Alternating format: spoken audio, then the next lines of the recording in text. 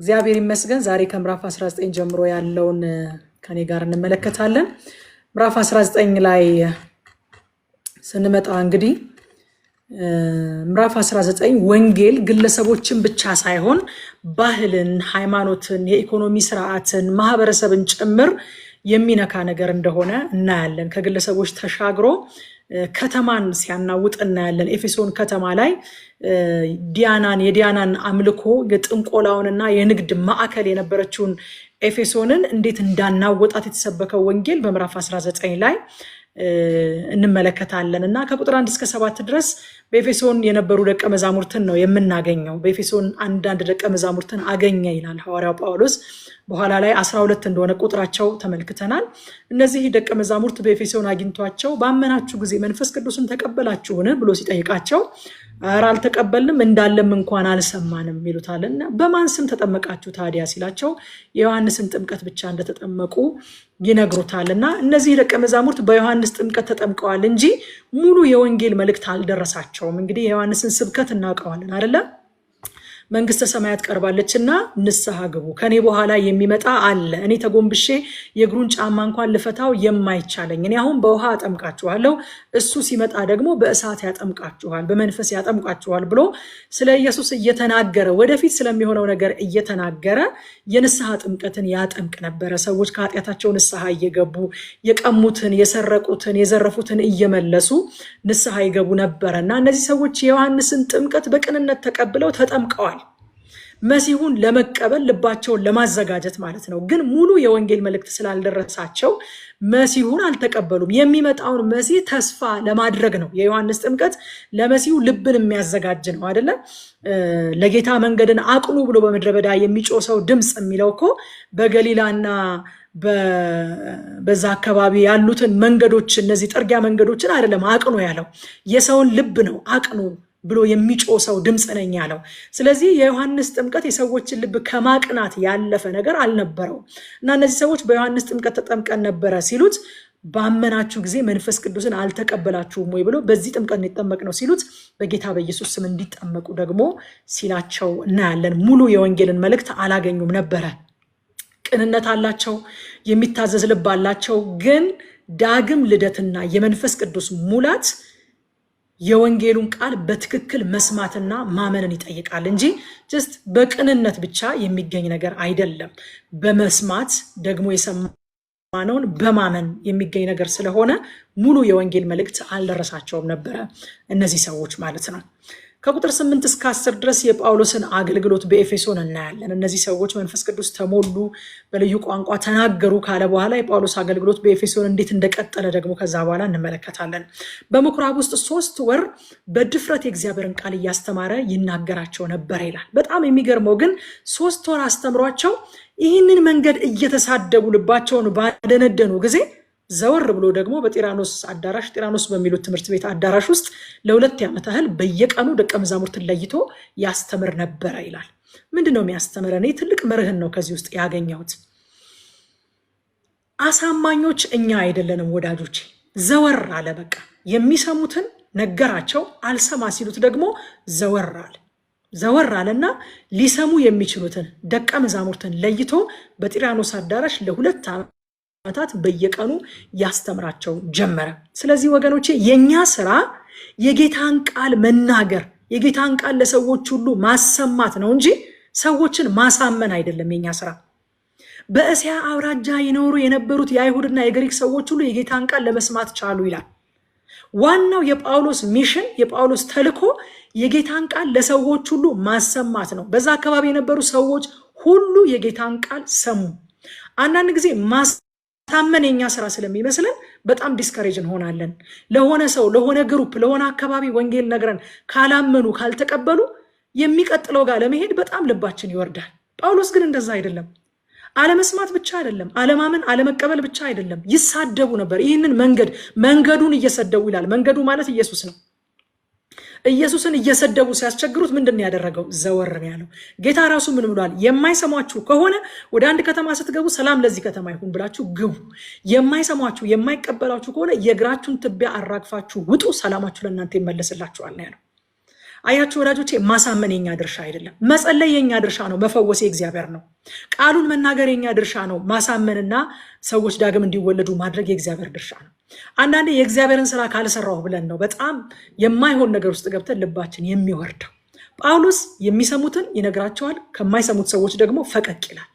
የሚሰሙት እንዳይሰሙ እንዳያሰናክሏቸው፣ እንደው እንቅፋት እንዳይሆኑ ደቀ መዛሙርቱን ለይቶ ይላል ጢራኖስ ወደሚሉት ትምህርት ቤት አዳራሽ ወስዶ 2 ዓመት በየዕለቱ እነሱን ደግሞ ያስተምራቸው ነበር።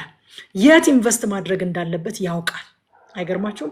አንዳንዴ የሚያደክመን ጉልበታችንን፣ ገንዘባችንን፣ ጊዜያችንን፣ ያለንን ይሄ ፓሽናችንን፣ ከሬጃችንን ሁሉ የሚጨርስብን ሮንግ ኢንቨስትመንት ነው። ታውቃላችሁ አይደለ? ሮንግ ኢንቨስትመንት በማይሰሙን ሰዎች ከማይሰሙን ሰዎች ጋር እልህ በመጋባት 10 ዓመት እየተገናኙ የሚከራከሩ ሰዎች ያውቃለሁኝ እኔ። አቤት በዛ ኢነርጂ ላልሰሙ ሰዎች ወንጌልን ቢያሰሙበት፣ በዛ ጊዜ እዛ ጋር በሚባክነው ነገር ሌላ ቦታ ኢንቨስት ቢያደርጉት ስንት ሰው በዳነ ነበረ።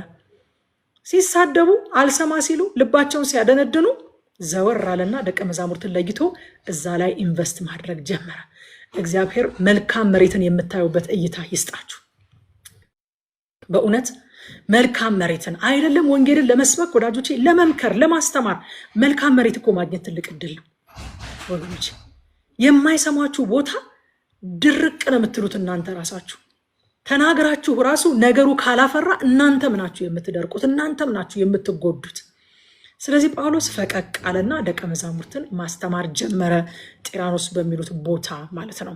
ኃላፊነቱ የእግዚአብሔርን ቃል መናገር እንደሆነ ስለሚያውቅ እልፍ እያለ ኃላፊነቱን ይወጣል እንጂ ልቡም አይወድቅም፣ እልህም አይጋባም። ስለዚህ ጌታ ራሱ ምን ብሏል? እኔን ያልተቀበለ የላከኝን አብን ነው ያልተቀበለው አለ። እናንተን ያልተቀበለ ደግሞ እኔን ነው ያልተቀበለው አለ። አያችሁ፣ ፐርሰናል አድርገን መውሰድ የለብንም። እኛን እንዳልተቀበሉን አይደለም ማሰብ ያለብን። ካልተቀበሉን መልእክታችንን አልተቀበሉም። መልእክታችንን ካልተቀበሉ ኢየሱስን አልተቀበሉትም። ኢየሱስን ያልተቀበለ ደግሞ አብ የላከውን መልእክት ስለሆነ ያልተቀበለው አብን አልተቀበለም ማለት ነው። ስለዚህ ኢትስ ናት አባውት አስ። ነገሩን የግል ጉዳይ አድርገን ልናየውና ልባችን ሊወርድም እልህ ልንጋባም አይገባም። ዘወር ብለን ለሚሰሙ ሰዎች መንገር አለብን ማለት ነው። እግዚአብሔር ይመስገን። ስለዚህ የጳውሎስ ትኩረት ምን ላይ ነበረ? ልባቸውን ያደነደኑ ሰዎች ላይ ሳይሆን ያመኑትን ደቀ መዛሙርት ማድረግ ላይ ነው የጳውሎስ ትኩረት። ትኩረታችን ምን ላይ ይሆን እላለሁኝ እኔ በእውነት ይህንን ክፍል ሳነበው። ምን ላይ ይሆን የኛ ትኩረታችን? ቁጭ ብለን መነዛነዝ፣ እርስ በርሳችን መቆራቆስ። እርስ በርሳችሁ ስትቆራቆሱ ይላል። በቃ መነዛነዝ፣ መቆራቆስ፣ የማይቀበሉን፣ የማይሰሙን፣ የሚሰድቡን፣ የሚተቹን፣ የሚተርቡን ቦታ ወደዛ ነው እንደውም የምንሳበው። ኢነርጂያችንን እዛ ጋር ነው የምናባክነው። አያችሁ፣ የጳውሎስ ትኩረት የማይሰሙት ሰዎች አይደሉም። የጳውሎስ ትኩረት ልባቸውን ያደነደኑ ሰዎች አይደሉም። አዋቂ ነን የሚሉ ሰዎች አይደሉም። የጌታ የኢየሱስም ትኩረት እነዛ ሰዎች አልነበሩ። አሞኛል የሚሉ መታመማቸውን አውቀው መድኃኒት የሚፈልጉ፣ ድካማቸውን አውቀው ረዳት የሚፈልጉ፣ አለማወቃቸውን አውቀው መማር የሚፈልጉ እነዚህ ሰዎች ነበሩ የጳውሎስ ትኩረት። ስለዚህ ደቀ መዛሙርት ማድረግ ላይ ትኩረቱን ሲያደርግ እናያለን። 2 ዓመት 3 ወር አጠቃላይ ለሁሉም ጉባኤ ሰጠ።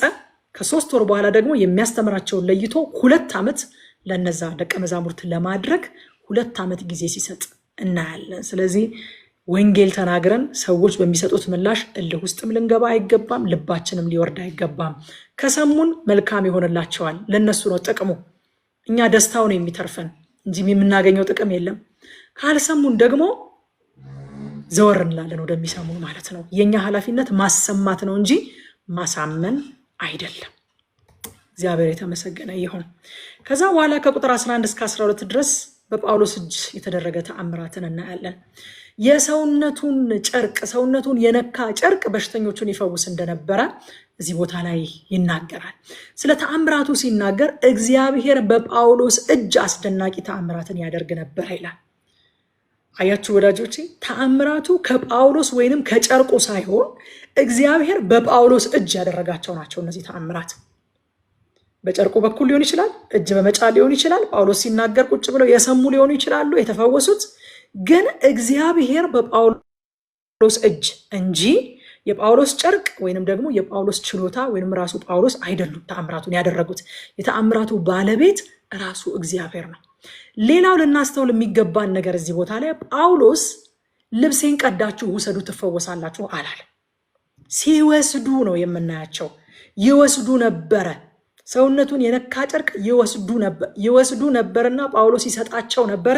በጣም የተለያዩ ነገሮች ናቸው። ጨርቄ ይፈውሳል ብሎ ጳውሎስ ጨርቁን አይሰጥም ነበረ።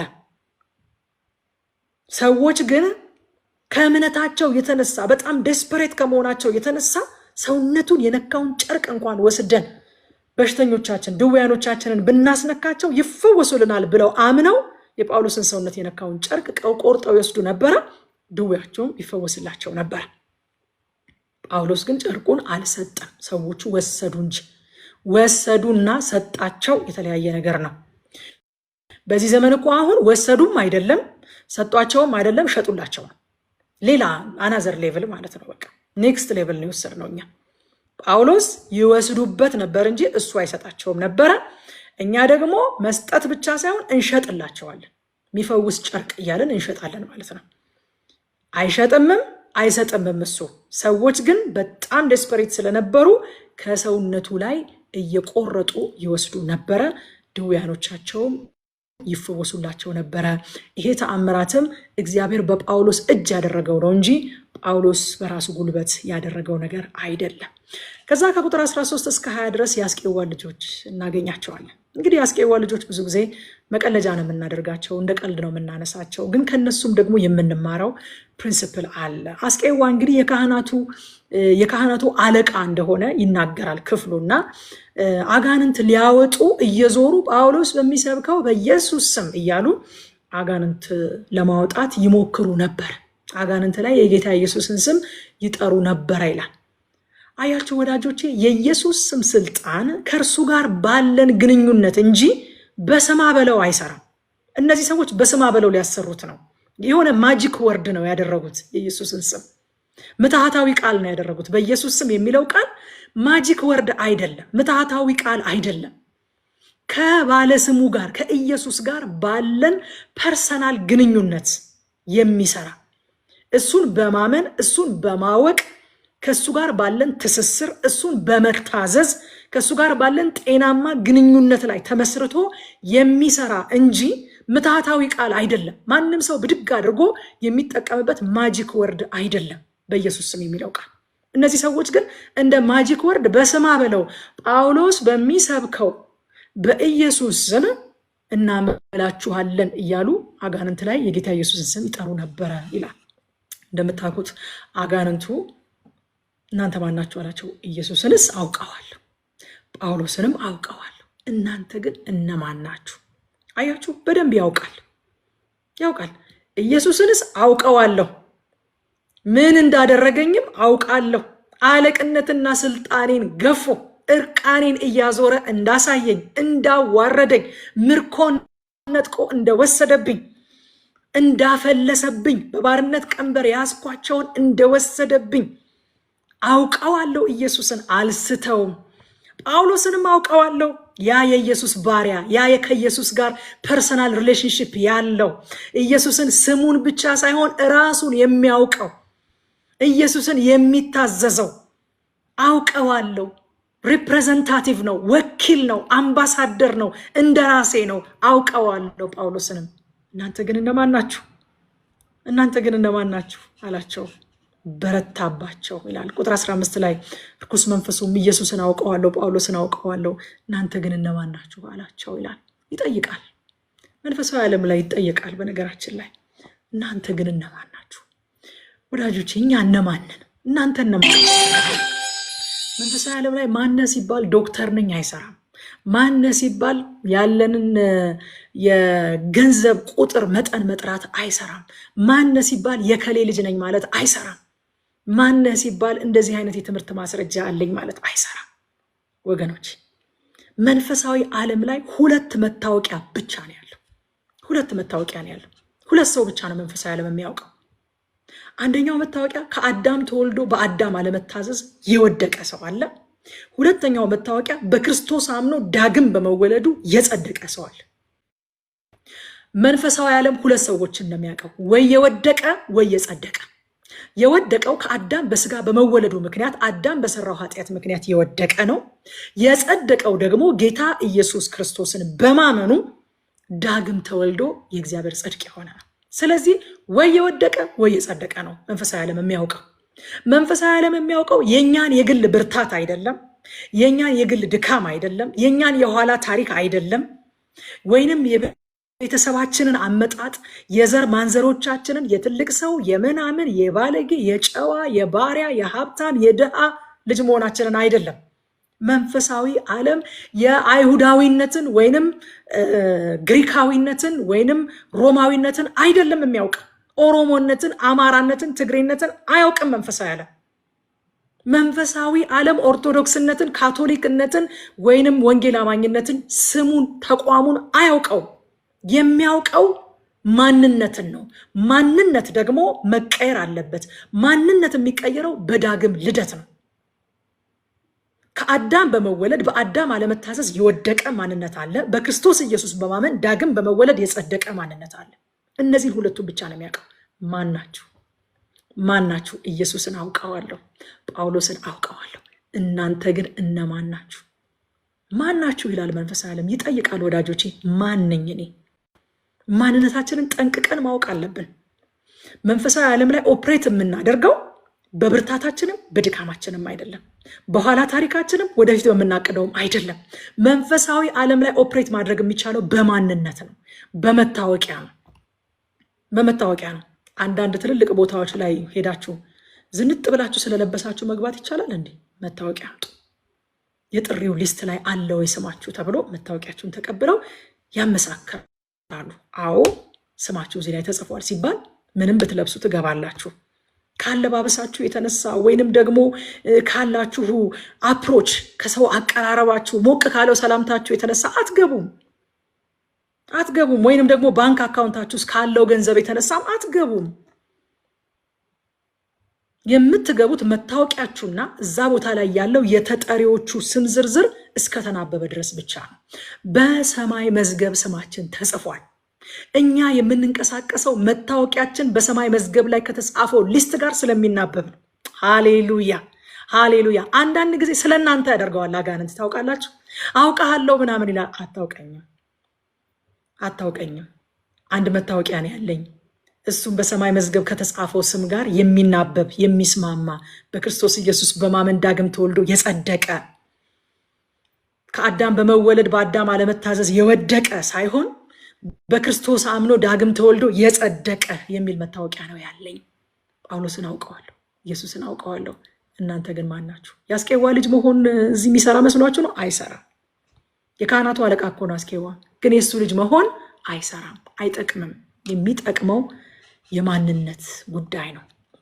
ስለዚህ የማንነት ጥያቄ በመንፈሳዊ ዓለም አለ ወዳጆች። የማንነት ጥያቄ ደግሞ በሀብት መጠን፣ በትምህርት ደረጃ ወይንም በቤተሰባዊ በማህበራዊ ደረጃ አይፈታም። all of them are wrong password። በቃ የሆነ ፓስወርድ አስገብታችሁ ሮንግ እንደገና አስገብታችሁ ሮንግ ብሏችሁ አይታችሁ አታውቁም? እንደዛ ነው። ማናችሁ ስትባሉ መንፈሳዊ ዓለም ላይ ሀብታችሁን ስታስገቡ ሮንግ ፓስወርድ ይላችኋል። ዘራችሁን ብታስገቡ ሮንግ ፓስወርድ፣ ትምህርት ደረጃችሁ ሮንግ ፓስወርድ፣ ኤክስፒሪየንስ ኤክስፖዠር ያላችሁ ሮንግ ፓስወርድ። በክርስቶስ ኢየሱስ አምኜ ዳግም ተወልጄ ጸድቅ ያለሁኝ ራይት ፓስወርድ አልፋችኋል። ክብር ለኢየሱስ ይሁን። ከዛ ያጋንንቱ በአስቄዋ ልጆች ላይ ባደረገባቸው ነገር የጌታ የኢየሱስ ስም ተከበረ ይላችኋል። አይገርምም? እግዚአብሔር ክብሩን ከየት እንደሚያወጣ ዘለለባቸው፣ ደበደባቸው፣ አቆሰላቸው፣ ራቁታቸውን ሸሽተው ከዛ ቤት ሄዱ ይልና የጌታ የኢየሱስም ስም ተከበረ በዛ ውስጥ ይላል። ተከበረ። እግዚአብሔር ክብርን አወጣ ከዛ ውስጥ። ቁጥር 19 ላይ ከአስማተኞችም ብዙዎቹ መጽሐፋቸውን ሰብስበው በሰው ሁሉ ፊት አቃጠሉ፣ ዋጋውን ቢታሰብ 50 ሺህ ብር ሆኖ አገኙት ይላል። አያችሁ ወዳጆቼ፣ ለአንዳንድ ነገር ይሆናል ብለው መጽሐፎቻቸውን አልሸጡም እነዚህ ሰዎች። 50 ሺህ ብር ማለት ትልቅ ብር ነው፣ በጣም ትልቅ ብር ነው። በነገራችን ላይ ለአንዳንድ ነገር ይሆናል ብለው አልሸጡትም፣ ሌሎች እንዲጠቀሙበትም አልፈለጉም። አንዳንዴ እኔ እስካላደረግኩት ድረስ የሚሉ ክርስቲያኖች አጋጥመውኝ ያውቃሉ። ለምሳሌ እኔ መጠጥ አልጠጣም፣ ግን መጠጥ እሸጣለሁ። ግልጽ ግልጹን እነጋገር። እንደዚህ ብለው የሚሉ ሰዎች ሰምታችሁ አታውቁም? ምን ችግር አለ የቢራ ፋብሪካ ተቀጥሬ ብሰራ? እኔ እዛ ምሰራው አካውንቲንግ ነው፣ እኔ እንደዚህ ነው ማደርገው ምናምን የሚሏቸው ሰዎች አሉ። እኔ ህይወት ላይ እንዲደረግ የማልፈልገው ነገር በሰዎች ህይወት ላይ እንዲደረግ ለምን ኮንትሪቢዩት አደርጋለሁ? መጽሐፉ ተሽጦ እኮ ለአንዳንድ ነገር ይሁን ማለት ይችሉ ነበር እነዚህ ሰዎች። ግን ሌሎች ሰዎች እንዲጠቀሙበትም እንዲያነቡትም አልፈለጉም። እነሱ በህይወታቸው ላይ እንደማይጠቅምና እንደሚጎዳ ሲያምኑበት ከራሳቸው ከሌሎች ሰዎችም ህይወት ነው ያስወገዱት ሙሉ ለሙሉ ማለት ነው። አቃጠሉት ይላል። እውነተኛ ንስሐ አያችሁ ድርጊታችንን ብቻ ሳይሆን አመለካከታችንን ይለውጣል።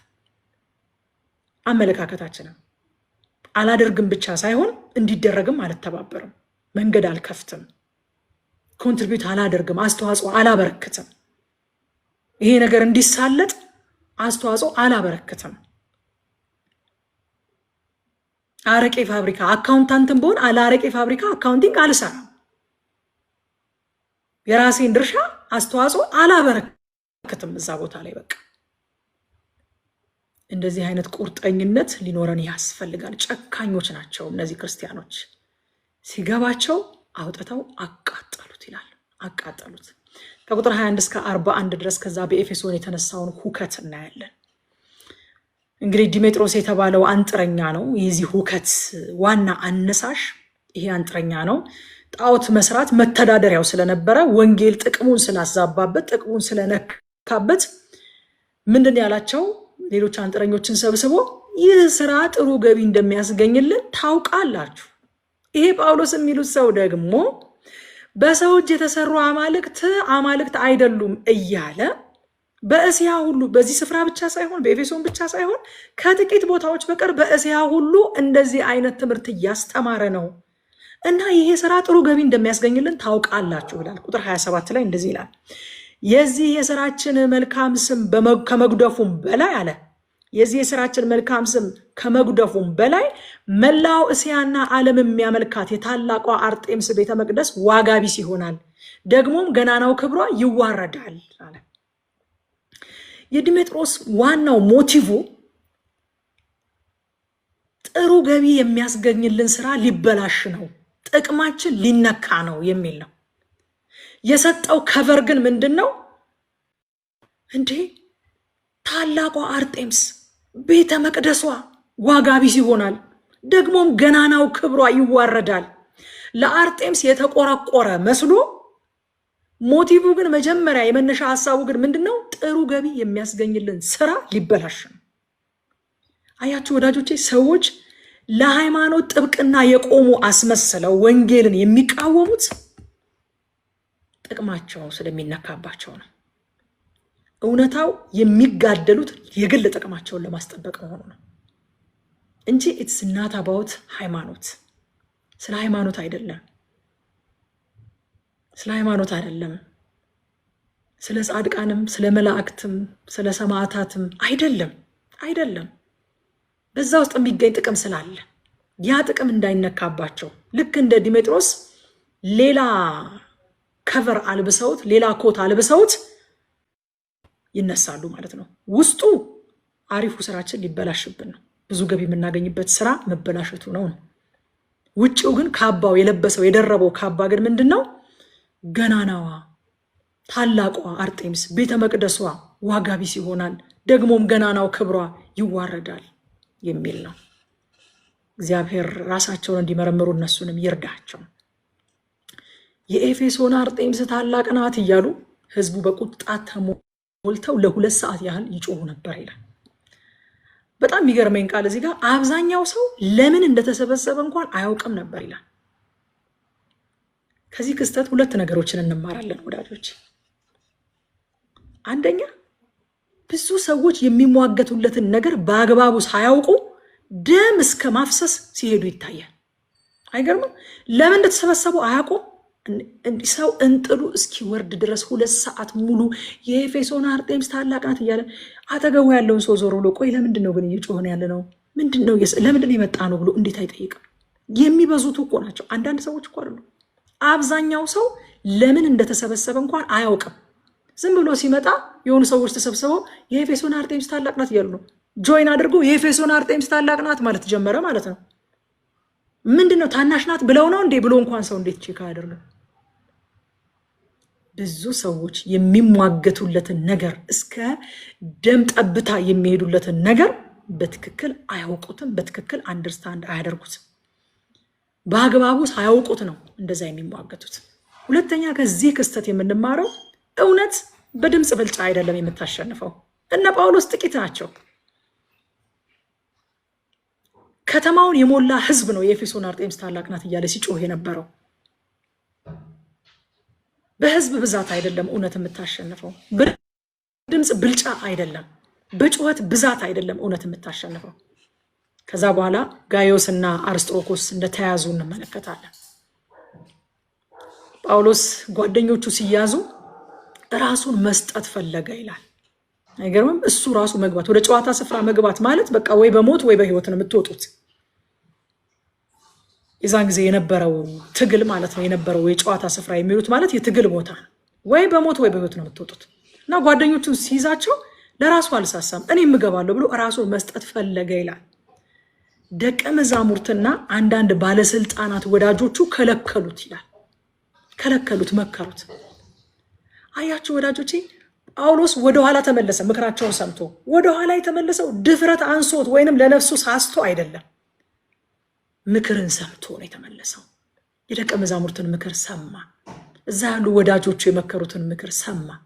ራስን እንዳትገባ ወደ ጨዋታ ስፍራ አሉት። እሺ ብሎ ሰማ። አንዳንዴ እግዚአብሔር በሌሎች ምክር ይጠብቀናል። ይህንን ታውቃላችሁ? ይጠብቀናል። የራሳችን ያልሆነ ሰልፍ ውስጥ እንዳንገባ፣ ያለ ጊዜው ያለ ቦታው ዋጋ እንዳንከፍል እግዚአብሔር በሰዎች ምክር ይጠብቀናል። መንፈሳዊ ሰው ደግሞ የሰውን ምክር ይሰማል። እኔ ብቻ ልምከር አይልም። እኔ ብቻ ልናገር አይልም። ሰው ሲናገር ማድመጥ መንፈሳዊነት ነው። ሰው ሲመክር መመከር መንፈሳዊነት ነው። ወገኖች፣ መምከር ብቻ ሳይሆን መመከር መንፈሳዊነት ነው። ልብ ይጠይቃል። ባይዘው በሰው ልብ ውስጥ ጥልቅ ምክር አለ ይላል። እንደ ጠሊቅ ውሃ ነው በሰው ልብ ውስጥ ያለ ምክር ይላል የምሳሌ መጽሐፍ።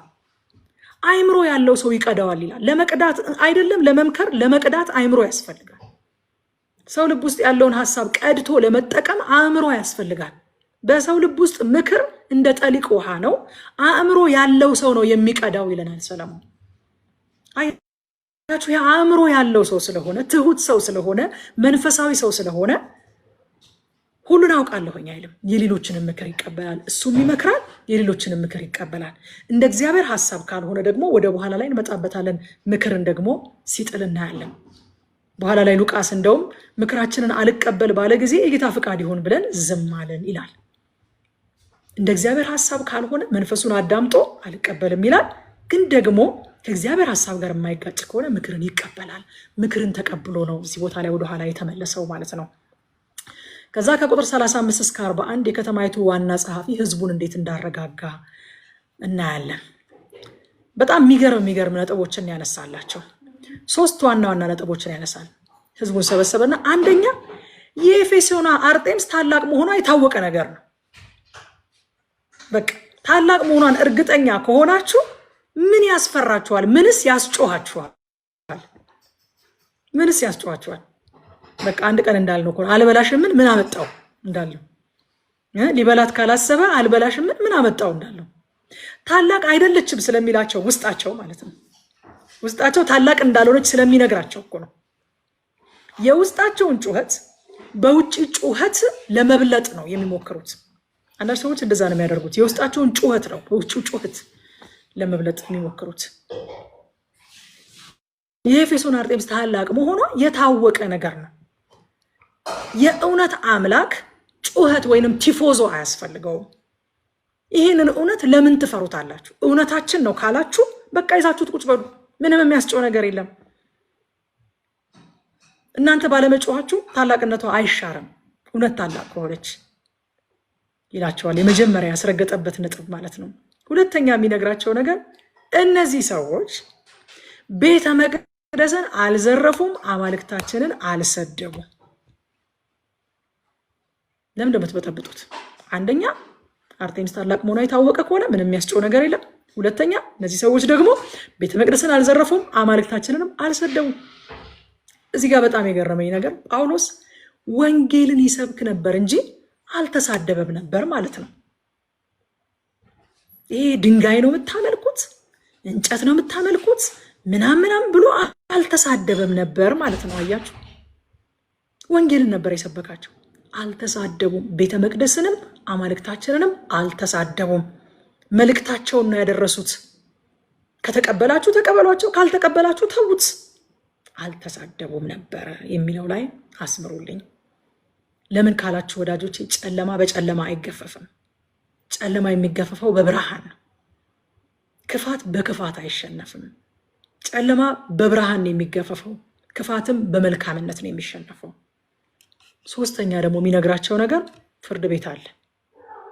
ቅሬታ ካላችሁ በህጋዊ መንገድ ቅሬታችሁን ማሳወቅ ትችላላችሁ ይላቸዋል። አያችሁ፣ እግዚአብሔር አንዳንዴ መንግስታትንም ህግንም አሰራርንም ተጠቅሞ ህዝቡን ይታደጋል። ከሁሉ ነገር ጋር መላተም አይጠበቅብንም። በቃ በህግ መቆም የሚችለውን በህግ ማስቆም፣ ከሁሉ ነገር ጋር እየተላተምን እየተጋጨን ዋጋ እየከፈልን መሄድ አይጠበቅብንም። ህግ አለ አላቸው። ፍርድ ቤት አለ። ቅሬታ ካላቸው ፍርድ ቤት ያሰሙ። እነ ድሜጥሮስ ፍርድ ቤት ይዘው ይምጡ ቅሬታቸውን። ከዚህ ውጭ ግን ከተማውን እያወክን ነው፣ ስላስነሳ ነው ሁከት ደግሞ ብንጠየቅ የምንሰጠው መልስ የለንም፣ ብታቆሙ ጥሩ ነው ብሎ ህዝቡን በተናቸው ይለናል። ምን እንማር ከዚህ ምዕራፍ? አንደኛ ለመዳን ቅን ፍላጎት ብቻውን አይበቃም። እውነትን ማወቅና ማመን ያስፈልጋል። ቅን ሰዎችን ስታገኙ ወንጌልን ጨምሩላቸው። ምክንያቱም ቅንነት ብቻውን ወደ እግዚአብሔር መንግስት አያስገባም። ወደ እግዚአብሔር መንግስት መግቢያው መንገድ አንድ ነው። እሱም በእኔ በቀር ያለው ኢየሱስ ክርስቶስ ነው። የኢየሱስ ክርስቶስን ወንጌል መስማትና ማመን መቀበል ያስፈልጋል። እነዛ ደቀ መዛሙርት ቅንነት አላቸው፣ ግን ሙሉ ወንጌል አልደረሳቸውም ነበረ ጳውሎስ በኤፌሶን ያገኛቸው ደቀ መዛሙርት።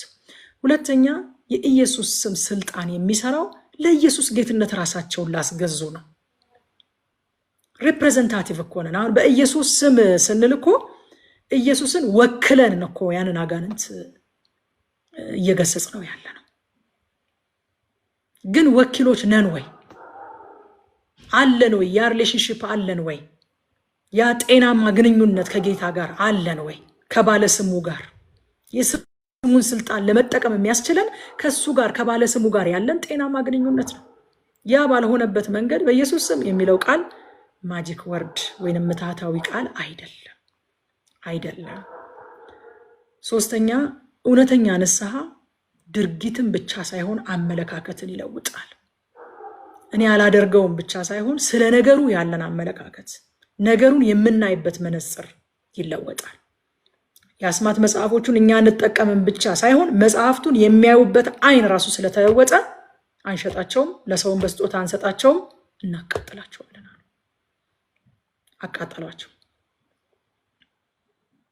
አራተኛ ወንጌል በግል ህይወታችን ላይ ብቻ ሳይሆን በአካባቢያችንም ላይ በጎ ተጽዕኖ የሚያሳድር ነው። በአካባቢያችን ላይ አካባቢን የሚለውጥ ነው። እኛን ለውጦ ብቻ የሚቆም ሳይሆን አካባቢያችንን መለወጥ የሚችል ነው። እግዚአብሔር የተመሰገነ ይሁን። ምዕራፍ 20 እንግዲህ ጳውሎስ ከአስተማሪነትና ከሚስዮናዊነት ባሻገር በእረኝነት ደግሞ ሲገለጽ ምዕራፍ 20 ላይ እናገኛለን። እረኛውን ኢየሱስን ደግሞ አሁን በጳውሎስ ውስጥ እናየዋለን። በሐዋርያት ሥራ ምዕራፍ 20 ላይ ከቁጥር 1 እስከ 6 ድረስ ወደ መቄዶንያና ወደ ግሪክ የተደረገ ጉዞ ነው የሚያሳየን። ባለፈባቸው ስፍራዎች ሁሉ ምን ያደርግ ነበረ? ጳውሎስ ይመክርና በብዙ ቃልም ያጽናናቸው ነበር ይላል። ጳውሎስ ወንጌል መስበኩና ቤተክርስቲያን መተከሏን ብቻ ሳይሆን የሚያየው መጠናከራቸውን፣ መጽናታቸውን፣ መበርታታቸውን በጣም ግድ ይለዋል። ስለዚህ ወንጌል እየሄደ ወንጌል ይሰብክና ሲመለስ ደግሞ እያጸናቸው፣ እየመከራቸው፣ እየጎበኛቸው ነው የሚያልፈው እና ባለፈበት ስፍራ ሁሉ ይመክርና በብዙ ቃል ያጽናናቸው ነበረ ይላል። ከዛ ከቁጥር 7 እስከ 12 ድረስ አውጤኪስ የሚሉት ጎበዝ በጢሮአዳ ሞቶ መነሳቱን እናያለን። ብዙዎች ይህንን ክፍል እንደ ቀልድ ነው የሚያነሱት አይደለ? ልክ እንደ አስቄዋ ልጆች ታሪክ ምዕራፍ 20 ላይ ያለውንም ይሄንን የዚህን ጎበዝ መሞትና መነሳት እንደ ቀልድ ይነሳል። ጳውሎስ ነገሩን ባረዘመ ጊዜ የሚለው ላይ ትኩረት ይደረግና ይሄ ሰው እስኪሞት ድረስ ጳውሎስ ነገሩን እንዳረዘመ እሱ ላይ ብቻ ትኩረት አድርገን በቀልድ እናነሳዋለን።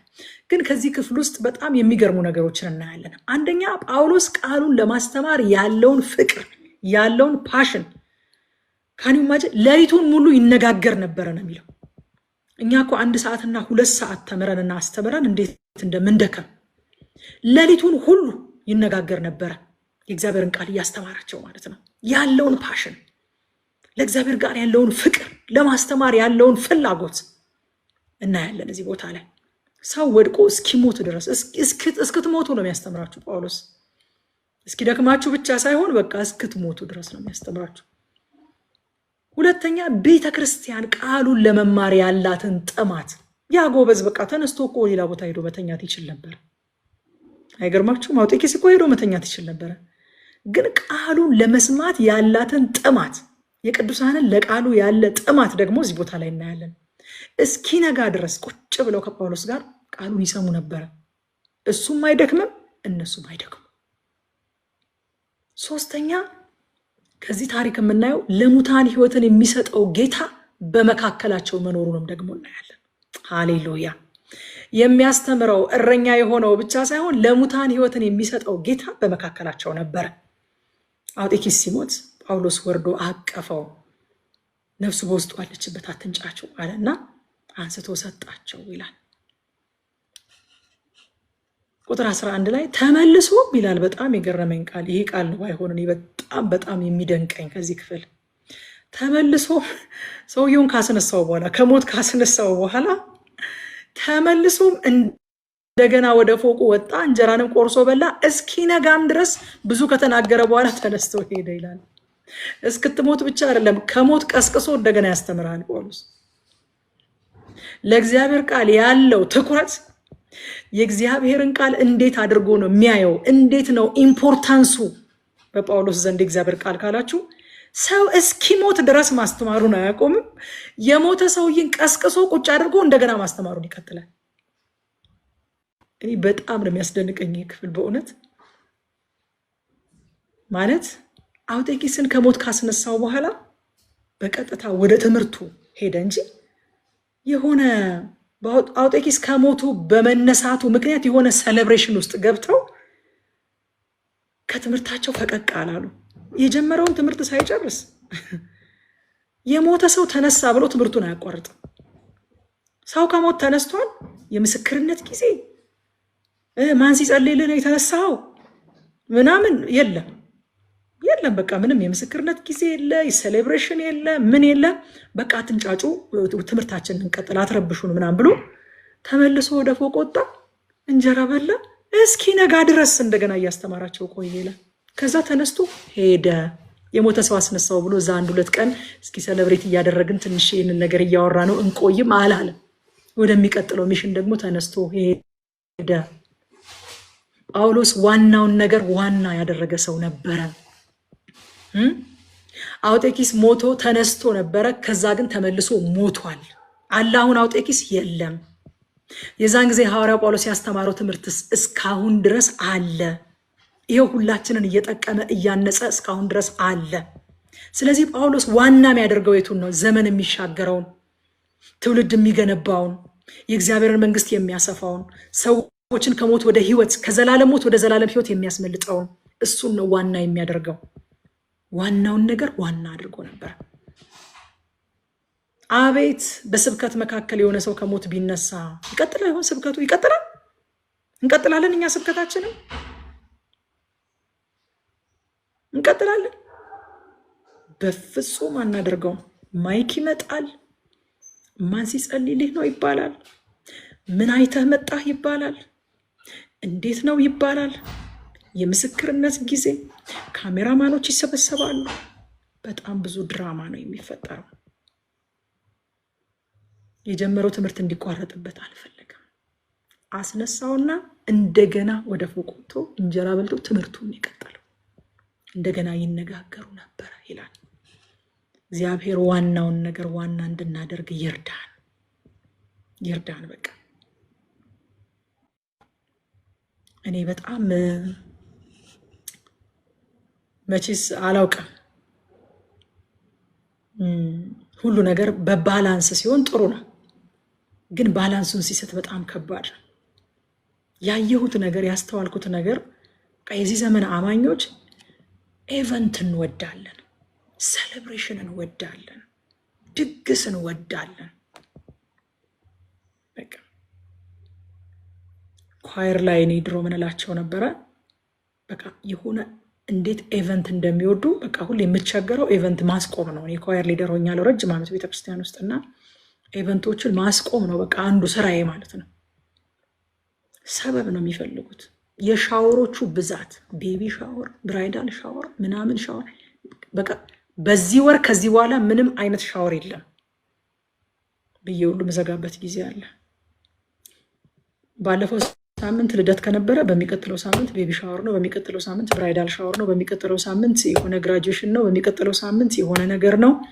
በቃ በየሳምንቱ ከጸሎት ሰዓት ከጥናት ሰዓት የሆነ ነገር እየተሰረቀ ሰርፕራይዝ ነው። የሆነ ኬክ አንዷ በዚህ ጋር ይዛ ትመጣለች፣ አንዱ በዚህ ጋር የሆነ ነገር ያመጣል።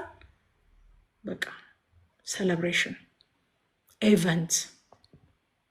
ከዛ ምን እንሆናለን መሰላችሁ? መጨረሻ ላይ ከዋናው ነገር ድሪፍት እያደረግን እየወጣን እና ከመንፈሳዊ ህብረትነት ወደ ሶሻል ክለብነት እንቀየራለን። ሶሻል ክለብ መዋደድ ጥሩ ነው። ሰዎች በአገልግሎት ውስጥ በጸሎት ህብረት ውስጥ አብረው ሲቆዩ እየተዋደዱ ማህበራዊ ህይወታቸውም ላይ ኢንቮልቭ እያደረጉ ምናምን ይመጣሉ። መልካም ነገር ነው። ግን ዋናው ነገር ዋናውን ቦታ ካልያዘና ዋናው ነገር ላይ ትኩረት ካላደረግን ያ መንፈሳዊ ህብረት ወደ እድርነት ወደ ሶሻል ክለብነት ይቀየራል። ከዛስ እየተገናኙ ማውራት፣ እየተገናኙ መሳቅ። ምንም እኮ ኃጢአት የለም እዛ ቦታ ላይ የሚደረግ በነገራችን ላይ ተገናኝተው ንጹህ የሆነ ክርስቲያናዊ ሳቅ፣ ጨዋታ፣ ማመስገን ምናምን ነው እኮ የሚደረገው ነገር። ግን እሳታቸውን ከመካከላቸው ቀስ ብሎ ያወጣዋል። እሳቱ ከመካከላችን ከወጣ ተራ እድር ነው የምንሆነው። ብዙ ጊዜ እንደምላችሁ ደግሞ ሰይጣን እድርን አይፈራም። እድር ሰዎችን ከሞት ወደ ህይወት አያሻግርም። እድር በጠላት መንግስት ስር የተያዙትን ሰዎች ምርኮ አድርጎ ነጥቆ ወደ ፍቅሩ ልጅ መንግስት አያፈልስም። ከጨለማው ስልጣን ሰዎችን ነጥቆ አያወጣም። ወዳጆች ፍቅር ጥሩ ነው። መዋደድ፣ ማህበራዊ ህይወት ጥሩ ነው። ሴሌብሬሽን፣ ምስጋና ፕሮግራም መልካም ነው። ግን ዋናውን ነገር ገፍቶ መሆን የለበትም። ዋናውን ነገር አስጥሎን መሆን የለበትም። አያችሁ ዋናውን ነገር ይሄ ጀግና እንዴት እንደጠበቀው የሞተ ሰው ተነስቶ እንደግስ አላለም። ሴሌብሬት እናድርግ አላለም። ምስክርነት እንስማ አላለም። ምስክርነት አንስማ አይደለም። እኔ በጣም ደስ ይለኛል ምስክርነት መስማት፣ የምታውቁኝ ታውቃላችሁ። ግን ዋናውን ነገር ዋና ማድረግ፣ ወደ ዋናው ነገር ተመልሶ ሲሄድ እናየዋለን። እዛ ከቁጥር 13 እስከ 16 ጳውሎስ ወደ ኢየሩሳሌም ለመሄድ ቆርጦ ተነሳ። ወደ ኢየሩሳሌም ለመሄድ ከመቸኮሉ የተነሳ ኤፌሶን ገብቶ ጊዜ እንዳያባክን የኤፌሶንን ሽማግሌዎች ወደ ሚሊጢን ያስጠራቸው ይላል። ምን አይነት በቃ የትኩረት ሰው ነው! ምን አይነት የዓላማ ሰው ነው! ምን አይነት እንዴት ነው ፎከስ የሚያደርገው! እንዴት ያስቀናል! ወደ ኢየሩሳሌም ለመሄድ ቸኩሏል። ኤፌሶን ከገባ ሊያቆዩት ነው እዛ። ስለዚህ ጊዜውን እንዳይባክን የሚፈልጋቸውን ሽማግሌዎች ወደ ሚሊጢን አስጠርቶ ከነሱ ጋር ይነጋገር ነበር ይላል። የሚገርማችሁ ግን ወደ ኢየሩሳሌም ለመሄድ የቸኮለው ስለ ጌታ መከራ እንደሚቀበል እያወቀ እንጂ ለስጋው ምቾት አይደለም። ኢየሩሳሌም ላይ የሚጠብቀው የሆነ የተመቻቸ ነገር ስላለ አይደለም። መከራ እንደሚቀበል ያውቃል። እንዳያዘገዩት ወደ ሚሊጢን አስጠርቶ ተነጋገራቸው ይላል። እዛ ከቁጥር 17 እስከ 38 የጳውሎስን የመሰነባበቻ ንግግር እናያለን። በመካከላቸው እንዴት እንደኖረ ያስታውሳቸዋል። መጀመሪያ እንዴት እንደኖረ በመካከላቸው 4 ነገሮችን ይነግራቸዋል። አንደኛ በታላቅ ትህትና አገለገልኳችሁ። ዋው! በጌታ በኢየሱስ ስም ይህንን መንፈስ መካፈል ይሆንልን። በእውነት በቀኑ መጨረሻ እንደዚህ ብለን መናገር የምንችልበትን አገልግሎት እንድናገለግል እግዚአብሔር ይርዳን። ፊት ለፊት አይናቸውን እያያቸው በታላቅ ትህትና አገለገልኳችሁ አላቸው። ዋው! ሁለተኛ በእንባ አገለገልኳችሁ። 3 ዓመት ሙሉ ቀንና ሌሊት በእንባ አገለገልኳችሁ። ደግሞስ በኮምፓሽን ጭምር ነው የሚያገለግላቸው። ጀስት የግብር ይውጣም አይደለም፣ በትህትና በእንባ በርህራሄ ነበር የሚያገለግላቸው። ሶስተኛስ በብዙ መከራ እያለፍኩ አገለገልኳችሁ። አልጋ ባልጋ ሆኖልኝ አልነበረም፣ ተመችቶኝ አልነበረም። በብዙ መከራ እያለፍኩ አገለገልኳችሁ። አራተኛ ከሚጠቅማችሁ አንድም ሳላስቀር አስተማርኳችሁ ይላቸው። ዋው! በቀናችን መጨረሻ ላይ ቆመን እንደዚህ የምንልበት እንደዚህ በድፍረት የምንናገርበት አገልግሎት እንድናገለግል እግዚአብሔር ይርዳን። በትህትና አገለገልኳችሁ፣ በእንባ አገለገልኳችሁ፣ በብዙ መከራ እያለፍኩ አገለገልኳችሁ፣ ከሚጠቅማችሁ ነገር አንድም ሳላስቀር አገለገልኳችሁ ይላቸዋል። በነገራችን ላይ እነዚህ ከዘረዘራቸው ነገሮች አንዱም ነገር የአገልግሎት ስኬት አይደለም፣ ያገለገለበት መንገድ ነው። በአገልግሎት ውስጥ ጳውሎስ የነበረው ባህሪ ነው እንጂ የተዘረዘረው የአገልግሎት ውጤት አይደለም፣ የአገልግሎቱን ሰክሰስ አይደለም እየተረከ ያለው። በእናንተ መካከል ስኖር ይህን ያህል ሰዎች ከአጋንንት እስራት ተፈቱ አላለም። በእናንተ መካከል ስኖር ይህን ያህል ሰው ከሙታን ተነሳ፣ ይህን ያህል ሰው ተፈወሰ፣ ይህን ያህል ሰው ዳነ። እነሱ ክሬዲታቸው ለጌታ ነው። አሁን ያልኳቸው ነገሮች ክሬዲቱ ለጌታ ነው እንጂ ለጳውሎስ አይደለም። ለጳውሎስ የሚቆጠርለት ያገለገለበት መንገድ ነው እንጂ ያገለገለበት ስጦታ አይደለም። ስጦታውማ የጌታ ነው። በተነበይናቸው ትንቢቶች ብዛት አክሊል አንቀበልም ወገኖች። ባስወጣናቸው አጋንንቶች ብዛት አይደለም አንተ በጎ ታማኝ ባሪያ የምንባለው፣ በበጎነትና በታማኝነት ነው። በመጨረሻ ጳውሎስ አንስቶ የተናገረው እግዚአብሔር በሱ እጅ ያደረገውን ተአምራት እየቆጠረ ሳይሆን ሲያገለግል ያገለገለበትን መንገድ፣ የነበረውን ባህሪ፣ የነበረውን ጠባይ፣ የነበረውን አካሄድ እሱን እንዲከተሉ ደግሞ ይህንንም ዘርዝሮ የሚነግራቸው ራሱን ከፍ ከፍ ለማድረግ አይደለም፣ የእሱን ፈለግ እንዲከተሉ።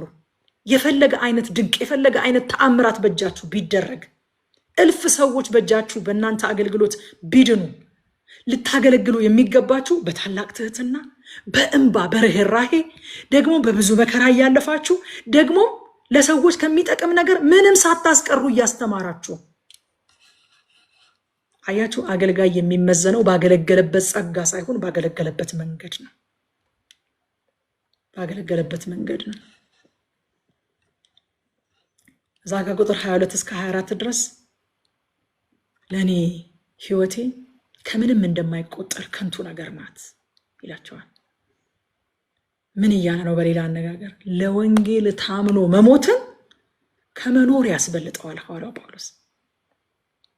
ስለ ወንጌል መሞት ከመኖር ይልቃል እያለ ነው።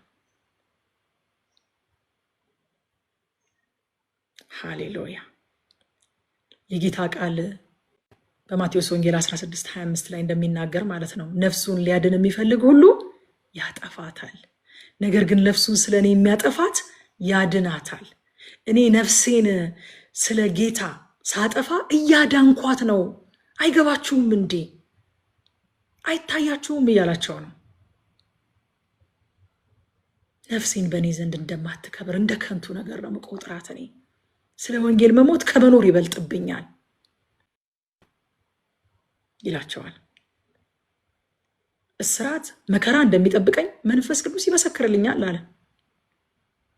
እየመሰከረለት ነው ወዳጆቼ። ጌታ እያታለለው ሳይሆን እየነገረው እያዘጋጀው ነበር። ፈቅዶና ወዶ ወደ ኢየሩሳሌም ጉዞውን የቀጠለው ተታሎ አይደለም፣ እየመሰከረ በየከተማው ብዙ መከራ እንደሚጠብቀኝ፣ እስራት እንደሚጠብቀኝ መንፈስ ቅዱስ እየመሰከረልኝ ነው አለ። እየመሰከረልኝ ነው። ግን ጳውሎስ የሚያስጨንቀው መከራው ሳይሆን የመከራው ዓላማ። አውትካም ከመከራው የሚገኘው አውትካም ምንድን ነው የሚለው ነው ለጳውሎስ ማተር የሚያደርገው። መታሰሩ አይደለም፣ በመታሰሩ ውስጥ የሚሰበከው ወንጌል ነው ለጳውሎስ ዋናው ነገር። ከዛ ቁጥር 27 ላይ የእግዚአብሔርን ሐሳብ ሁሉ ነገርኳችሁ እንጂ ምንም ያስቀረውባችሁ ነገር የለም ይላል። አያችሁ ወዳጆቼ፣ እውነተኛ አገልጋይ ሰዎች መስማት የሚፈልጉትን ብቻ መርጦ አይናገርም፣ ሙሉ እውነትን ይናገራል። የእግዚአብሔርን ምክር ሁሉ የእግዚአብሔርን ሐሳብ ሁሉ ነገርኳችሁ እንጂ ምንም ያስቀረውባችሁ ነገር የለም። ለምን መሰላችሁ ወገኖቼ? ግማሽ እውነት ከሙሉ ውሸት ይልቅ አደገኛ ነው። አደገኛ ነው። አሁን እኔ መጥቼ በሬ ወለደ ብላችሁ ያንን ነገር የማመንና ለዛ ነገር የመሰጠት ነገራችሁ በጣም ዝቅተኛ ነው፣ ሙሉ ውሸት ነው። ግማሽ እውነት ግን ከሙሉ ውሸት ይልቅ አደገኛ ነው። ምክንያቱም ተቀባይነት የማግኘት አቅሙ በጣም ከፍተኛ ስለሆነ፣ ሰይጣን ደግሞ በጣም ብዙ ጊዜ የሚሰራው በግማሽ ውሸት ነው። ቤተክርስቲያን ውስጥ አንድ ሰው ብድግ ብሎ እግዚአብሔር የለም ቢል እንጸልይልህ ወንድሜ ነው የምንለው አይደል እንዴ? እንጸልይልህ፣ የሆነ ክፉ መንፈስ ተጠግቶሃል፣ አንተ ደህና ሰው ነበርክ፣ እንደዚህ አይነት ሰው አልነበርክም ነው እንጂ ምንለው ለሱ ይዞት ለመጣው አይዲዮሎጂ የሚንበረከክለት ነው እንዴ? አረ ግን ሳይሆን አይቀርም ምናምን የሚል ሰው አይኖርም ቤተክርስቲያን ውስጥ። ግማሽ እውነት ካለስ እግዚአብሔር አለ፣ ግን ወደ እግዚአብሔር መሄጃው መንገድ ብዙ ነው። ከመሆን እግዚአብሔር እኮ ፍቅር ነው። እንዴት ጨክኖ ሰዎችን ወደ ሲኦል ይከታል? አለ፣ ግን ፍቅር ስለሆነ ሰዎች ወደ ሲኦል እንዲገቡ አይፈቅድም፣ አያደርግም። ግማሽ እውነት በጣም አደገኛ ነው። ብዙዎች ተላልፈው የተሰጡት ለሙሉ ውሸት ሳይሆን ለግማሽ እውነት ነው። ስለዚህ የእግዚአብሔር አገልጋይ ሆል ካውንስል ኦፍ ጋድ ነገርኳችሁ አለ። የእግዚአብሔርን ምክር ሁሉ የእግዚአብሔርን ሐሳብ ሁሉ ነገርኳችሁ እንጂ ከሚጠቅማችሁ ነገር አንዳች ነገር አላስቀረሁባችሁም ይላቸዋል። ሰይጣን በኤደን ገነት ሙሉ ውሸት አይደለም ለአዳምና ለሔዋን የነገራቸው። በነገራችን ላይ ሙሉ ውሸት አይደለም፣ ግማሹ እውነት ነው። እንደ እግዚአብሔር እንደምትሆኑ ክፉንና ደጉን እንደምታውቁ ስለሚያውቅ ነው። ከበሉ በኋላ እግዚአብሔር መጥቶ ምንድን ነው ያለው? አዳም ክፉና ደጉን በማወቅ ከኛ አንዳንዱ ሆናል። የቱ ጋር ነው ውሸቱ ያለው? እነዚህ ሰዎች ክፉና ደጉን በማወቅ ብቻ ነው እንጂ እንደ እግዚአብሔር የሆኑት እግዚአብሔር አልሆኑም። ሰይጣን ግን ያላቸው ምንድን ነው? እንደ እግዚአብሔር እንደምትሆኑ ክፉና ደጉንም እንደምታውቁ ስለሚያውቅ ነው ይህንን ፍሬ ብሎ ያላቸው አላቸው። ስለዚህ የተናገረው ነገር ግማሹ እውነት ነበረ ማለት ነው። ወገኖቼ ብዙዎቻችን እኮ ልባችንን ከፍተን የሰጠነው የተታለል ነው፣ ብዙ ርቀት ይሄድ ነው የነገሩን ነገር ሙሉ ውሸት ስላልሆነ ነው። ግማሽ እውነት ነው። ግማሽ እውነት ደግሞ በጣም አደገኛ ነው።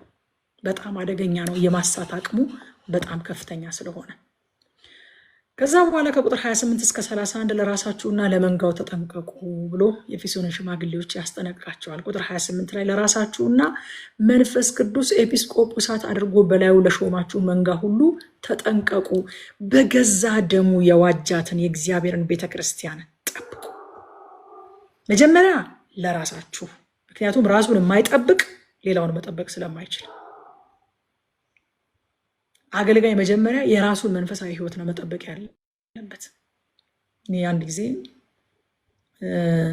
አውሮፕላን ላይ ስለዚህ የጥንቃቄ እንትን የሚሰጡ አሉ አይደል፣ ኢንፎርሜሽን የሚሰጡ አሉ አይደል። መጀመሪያ ላይ እግዚአብሔር ይጠብቀን እንጂ ምን አስታውሰን እነሱ ያልሆነን እንደምናደርግ አላቅም። ግን የጥንቃቄ እንትን ይሰጡ የለ መጀመሪያ ላይ።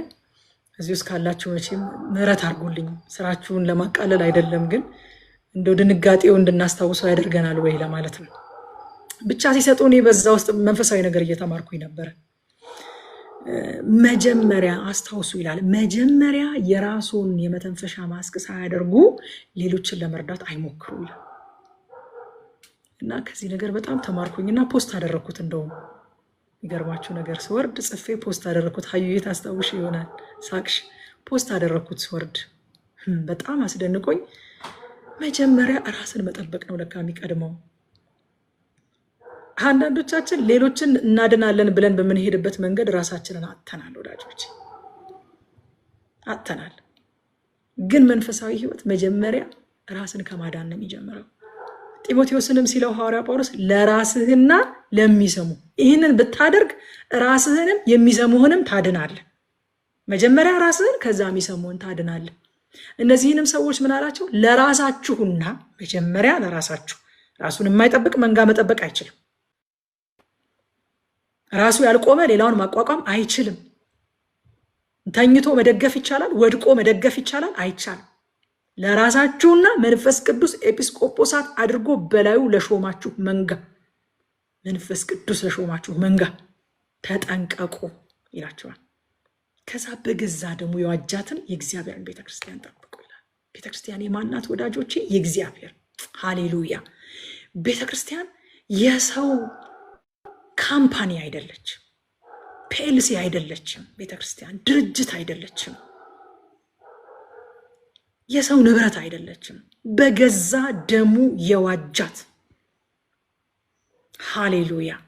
ልክ አቤሜሌክን በሌሊት መጥቶ እግዚአብሔር ሴቲቱ ባለባል ናት እንዳለው ቤተክርስቲያን ባለቤት አላት። ደሙን ጥሎሽ ጥሎ ያገባት ያጫት ሙሽራ አላት። ጥሎሽ የጣለላት ደግሞ ብርና ወርቅ አይደለም፣ ደሙን በገዛ ደሙ የዋጃት የእግዚአብሔር ቤተክርስቲያን። ቤተክርስቲያን የእግዚአብሔር ናት። አንዳንድ ጊዜ የምናየው ነገር ልብን ያቆስላል፣ ልብን ያወርዳል። ቤተክርስቲያን የግለሰቦች ሆና ያልወደዱትን እንዳትመጣ ብለው ሲከለክሉ፣ የወደዱት እንዲመጣ ሲፈቅዱ፣ ያ ቤተክርስቲያን አይደለም። በነገራችን ላይ ያ ፔልሲ ነው። ያ ኃላፊነቱ የተወሰነ የግል ማህበር ነው እንጂ ቤተክርስቲያን አይደለም። ድርጅት ነው እሱ፣ ሱቅ ነው። ጥሩ ንግድ የሚነገድበት ሱቅ ነው። ቤተክርስቲያን በገዛ ደሙ የዋጃት የእግዚአብሔርን ቤተክርስቲያን ይላል። እዚህ ቦታ ላይ እንደው በቆይበት በጣም ደስ ይለኛል። በጣም መወደው ጥቅስ ነው ካለን ሰዓት እንጂ በጣም መወደው ጥቅስ።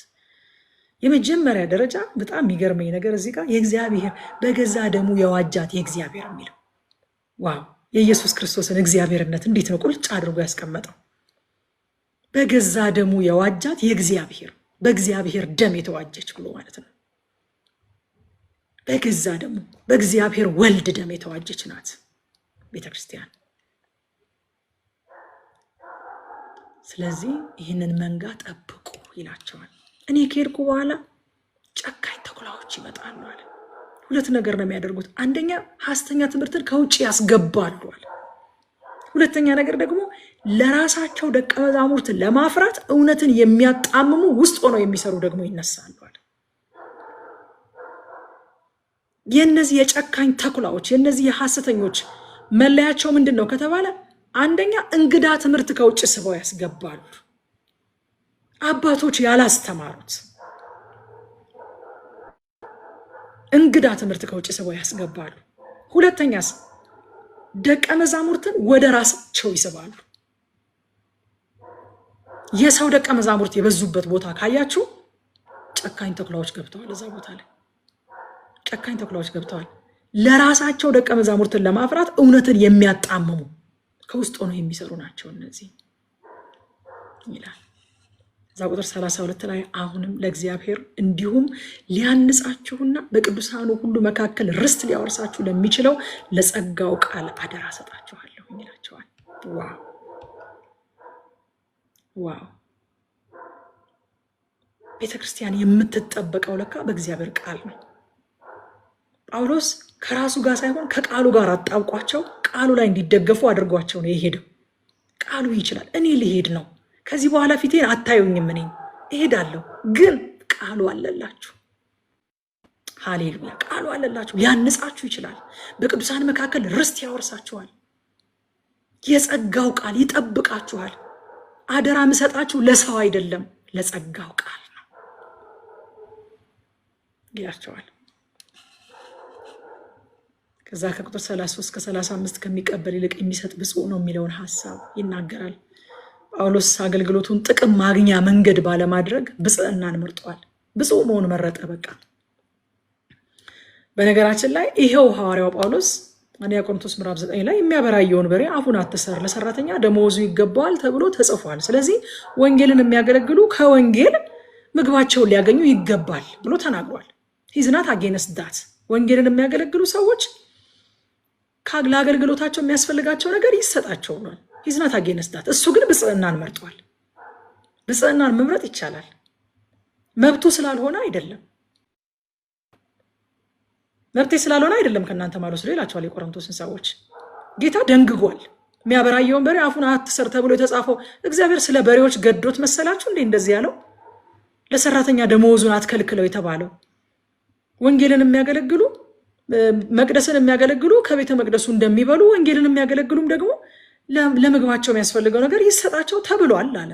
እኔ ግን ብጽዕናን መርጫለሁኝ አለ። በገዛ እጆቼ እየሰራሁ ይላል ቁጥር 34 ላይ በገዛ እጆቼ እየሰራው አዲስ ትርጉም ላይ ራሴንም ሆነ ጓደኞቼን እረዳ እንደነበረ እናንተ ራሳችሁ ታውቃላችሁ። በጌታ በኢየሱስ ስም ይሄ ጸጋ ይደርብን። በእውነት ይሄ ጸጋ ይደርብን። አገልግለናል ብለን የሆነ የተለመደውን ነገር የምናደርግ ሳንሆን ያገለግላቸዋል። ምን አይነት የተባረከ ሰው ነው! ያገለግላቸዋል። ከዛ በገዛ እጆቹ እየሰራ ራሴንም ሆነ ጓደኞቼን ጭራሽ አልፎ ጓደኞቹን ይረዳ ነበር። እናንተ ራሳችሁ ታውቃላችሁ ይላል። ብጽዕናን መርጧል። ብፁዓን ይብዙልን። አሜን። ብፁዓን ይብዙልን። በቃ እየሰጡ የሚያገለግሉ ብፁዓን ይብዙልን በቤተ ክርስቲያን ውስጥ። ከዛ ከ36 እስከ 38 የመጨረሻ ስንበት ነው የምናገኘው። ቁጥር 37 ላይ ሁሉም እጅግ አለቀሱ ይላል። ጳውሎስንም አንገቱን አቅፈው ሳሙት። ይሄ ለቅሶ ይሄ እንባ በመካከላቸው ስለኖረው ህይወት ስላሳያቸው ፍቅር ነው እንጂ የሆነ በእጁ ስለተደረገው ተአምራት አይደለም።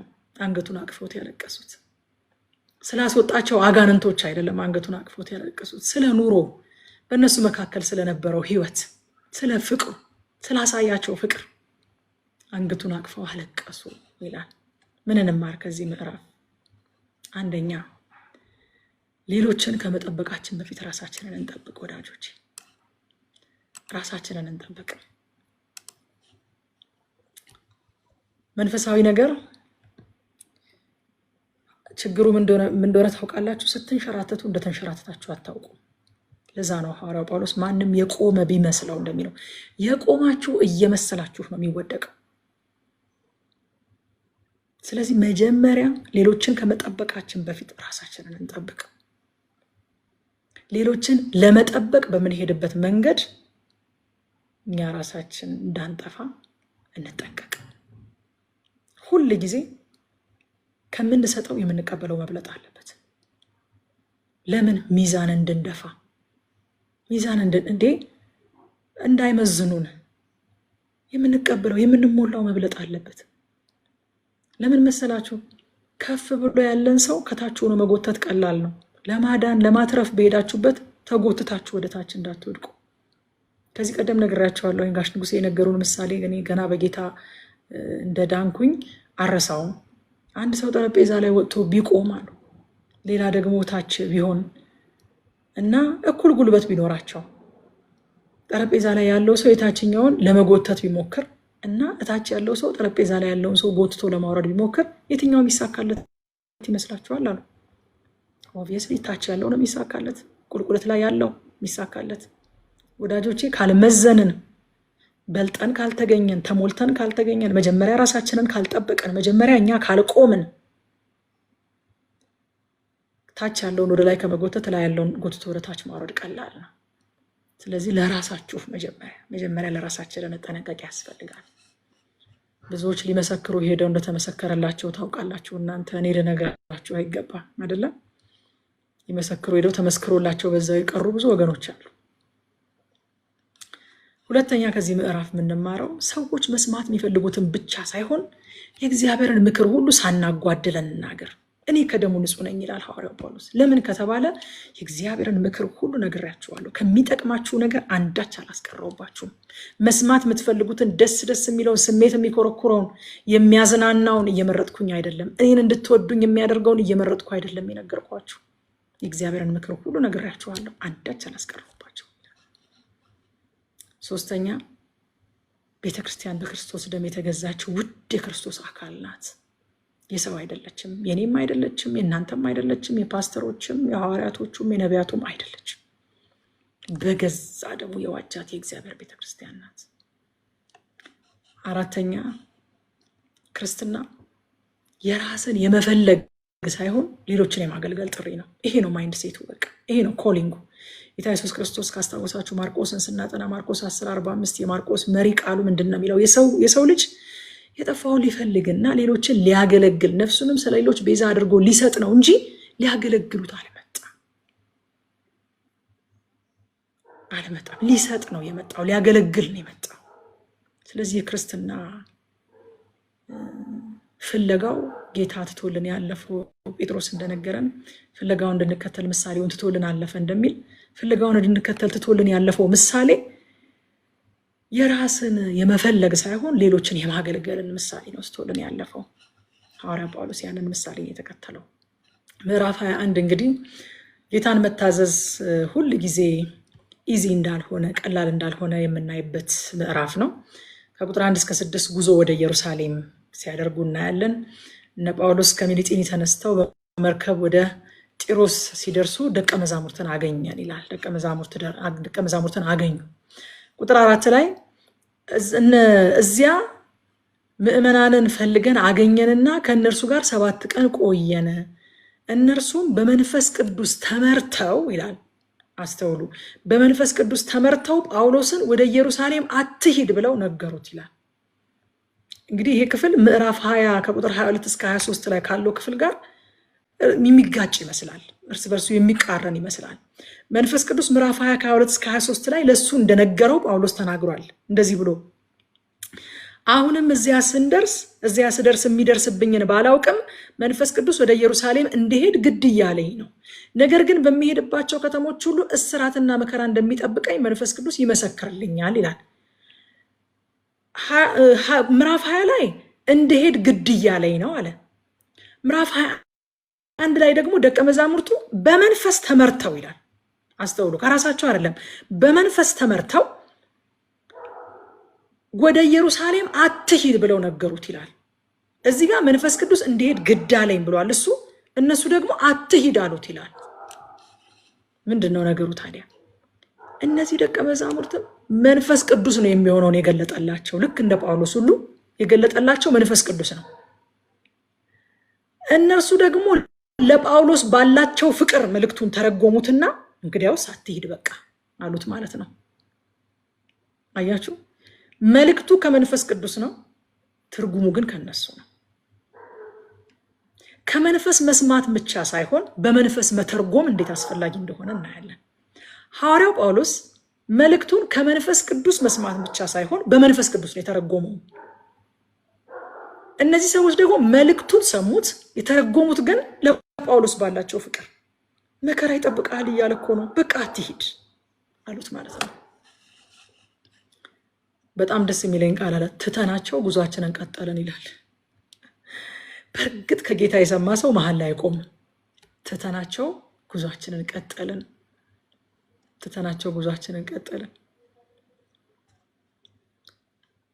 ከዛ ቁጥር 8 ላይ በማግስቱ ከዚያ ተነስተን ቂሳሪያ ደረስን፣ ከ7ቱ ወንጌላውያን አንዱ በሆነው በፊልጶስም ቤት አረፍን ይላል።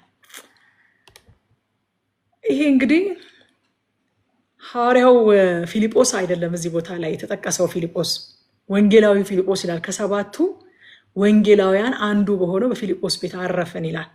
ይሄ ፊልጶስ ሐዋርያት ሥራ ምዕራፍ 6 ላይ ከተመረጡት ከ7ቱ ዲያቆናት አንዱ የሆነው ፊልጶስ ነው። ምዕራፍ 6 ላይ ለድቁና አገልግሎት ሲመረጥ አይተነዋል፣ ማዕድ ለማደል።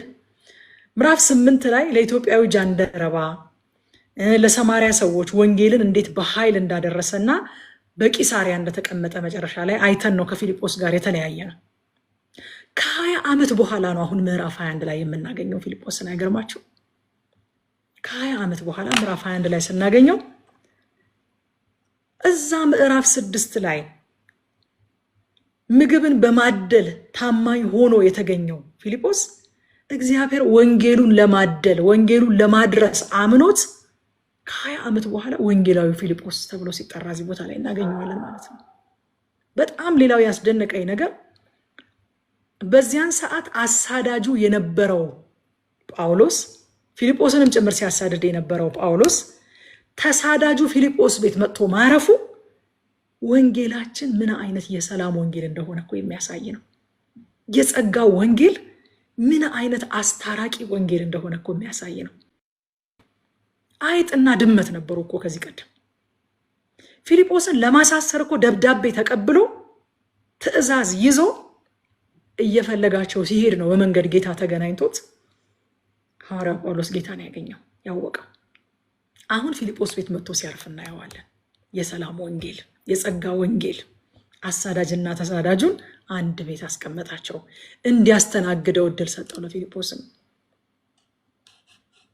እዛ ቁጥር 9 ላይ ደግሞ እርሱም ይላል ፊልጶስ ትንቢት የሚናገሩ 4 ደናግል ሴቶች ልጆች ነበሩት። አያችሁ ወዳጆቼ፣ እግዚአብሔር የፊልጶስን ዘመን ያስቆጠረ ታማኝነት በሰማይ ብቻ ሳይሆን በምድርም እንዴት ዋጋ እንደሰጠው እናያለን። ትንቢት የሚናገሩ 4 ደናግል ልጆች ነበሩት ይላል። በልጆቹ ባርኮታል። ልጆቹ በመንፈሳዊ ነገር የተባረኩ ናቸው። እዛ በኋላ ከቁጥር 10 እስከ 14 ደግሞ የአጋቦስን ትንቢት እናገኛለን። እንግዲህ በአዲስ ኪዳን ነብይ ተብሎ የተጠራ በጣም የምናውቀው ሰው ነው አጋቦስ። ከዚህ ቀደም ወደ ኢየሩሳሌም ላይ ረሃብ እንደሚሆን ትንቢት አምጥቶ ትንቢቱም ደግሞ በትክክል ተፈጽሞ የተረጋገጠ እውነተኛ የእግዚአብሔር ነብይ ነው። በአዲስ ኪዳን የምናገኘው ነብይ ነው እና መጣና የጳውሎስን መታጠቂያ ፈትቶ እጅና እግሩን አሰረና በጳውሎስ መታጠቂያ አይሁድ የዚህን መታጠቂያ ባለቤት እንዲህ አስረው ለአሕዛብ አሳልፈው ይሰጡታል ብሎ ትንቢት ተናገረ። በጣም የሚገርመው ግን አጋቦስ ሊመጣ ያለውን መከራ ተናገረ እንጂ እንደነዛ ደቀ መዛሙርት አትሂድ አላለውም ጳውሎስ። አያችሁ መንፈሳዊ ብስለት፣ እውነተኛ ነቢያት፣ መንፈሳዊ ብስለት ያላቸው ሰዎች መልእክቱን አድርሰው ውሳኔውን ለግለሰቡና ለጌታ ይተዋሉ። በቃ ውሳኔውን ለጌታና ለጳውሎስ፣ ጌታና ጳውሎስ የተነጋገሩትን ነገር ያውቃል።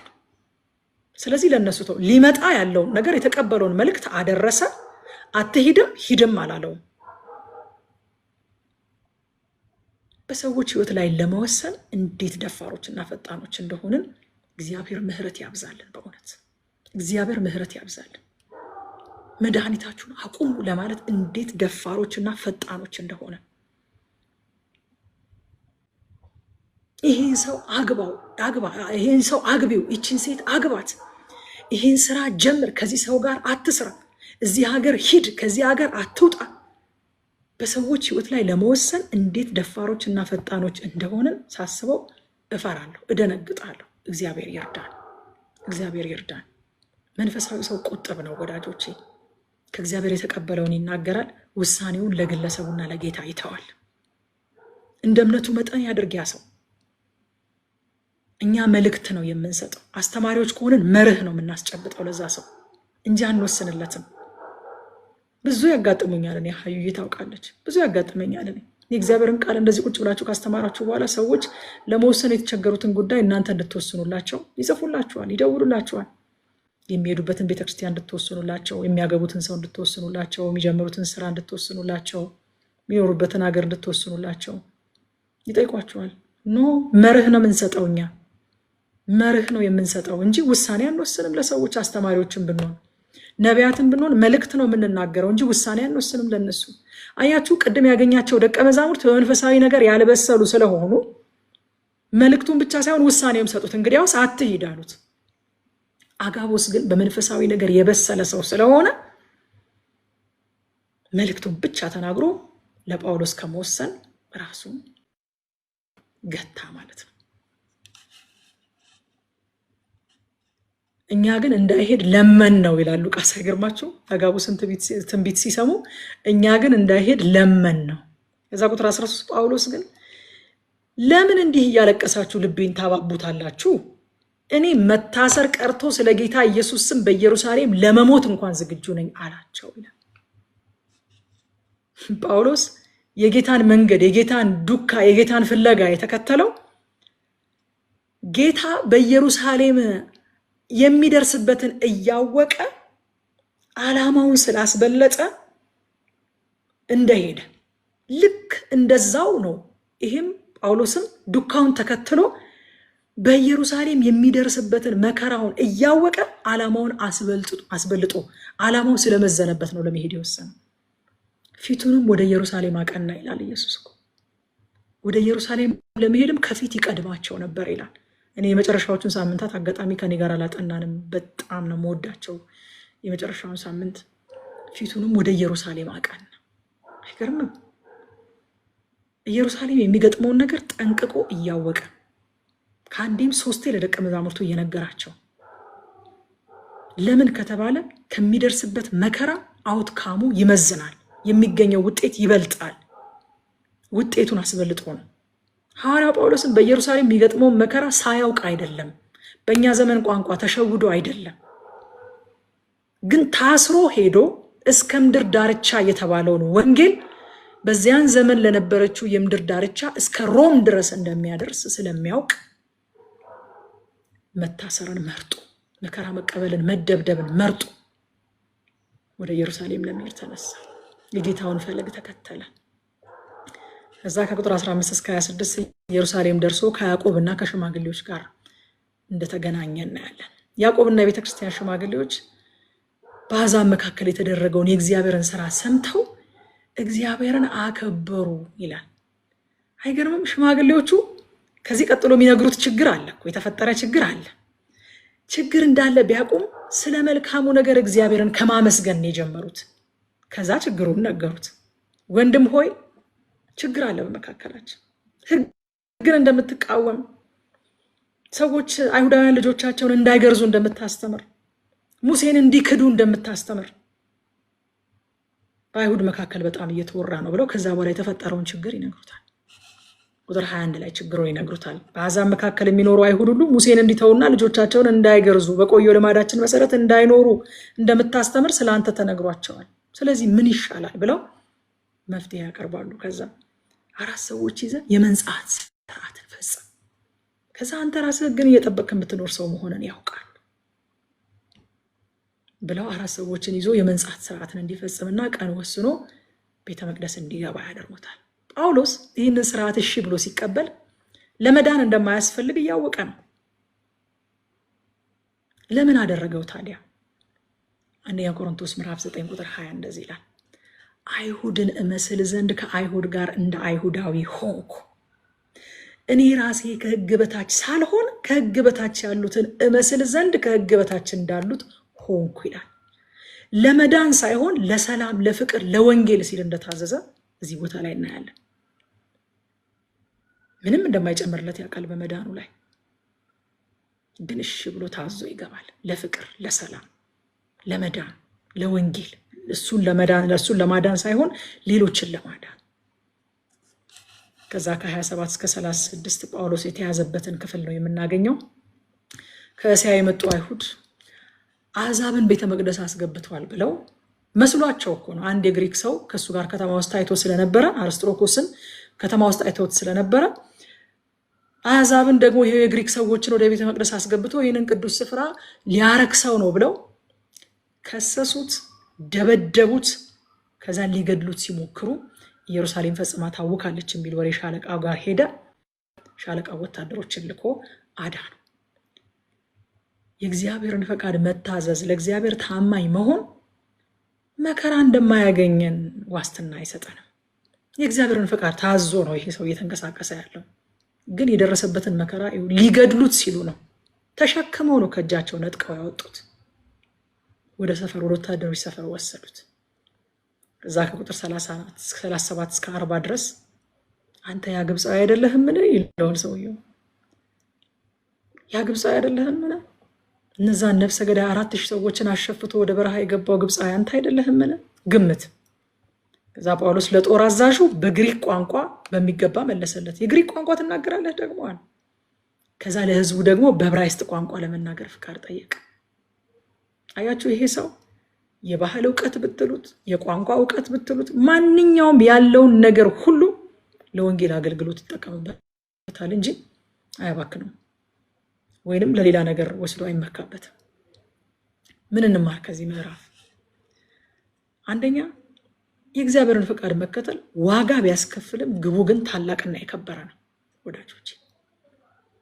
ለዛ ነው ሐዋርያው ጳውሎስ እያወቀ የእግዚአብሔርን ፍቃድ ተከትሎ ወደ መከራ የገባው። ሁለተኛ ትንቢትን ከመንፈስ መስማት ብቻ ሳይሆን በመንፈስ መተርጎም ያስፈልጋል።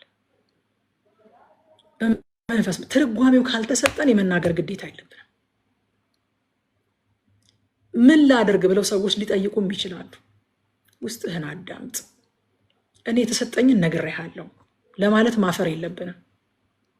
መርህም ከሆነ ትንቢትም ከሆነ የተሰጠንን ነገር ብቻ እንናገር።